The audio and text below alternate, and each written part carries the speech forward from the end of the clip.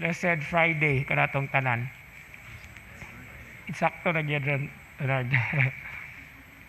What a very beautiful time to reflect on the gospel reading today, that despite the many different drawbacks and what Jesus was trying to also make the people aware about the leaven, no, of the Pharisees, which is, by the way, called hypocrisy, is this.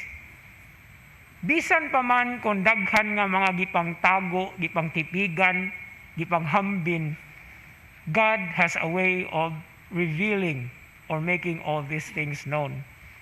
And that is part of what divine providence is. Nindot kayong pamalandungan ang providensya sa Ginoo, because as you and I, all of us have been experiencing, despite this pandemic, naadyoy mga grasya nga atong madawat. And I think that is a constant understanding because we are praying for each other. And it is because of such a prayer that we are able to touch the very heart of God who cares for all of us. Tinuod, naasay daghan nga mga makasinati og negatibo precisely because we are also free. No? Daghan kayo ta nga mga pamaagi.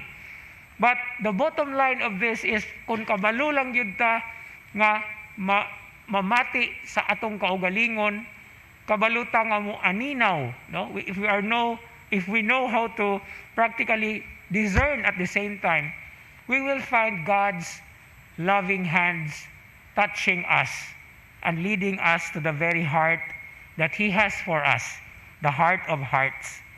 And so these are things that we have to consider. Even the most insignificant thing that we consider are part of God's concern. No, nindot ka sparrows, even the hairs of our head. Sometimes we do not think about this. But if these are being cared by God, how much more we? But we also have to do our own part. And I would like to inject in this particular reflection at the same time the greatest contribution that Saint Margaret Mary Alacoque has actually given to the church.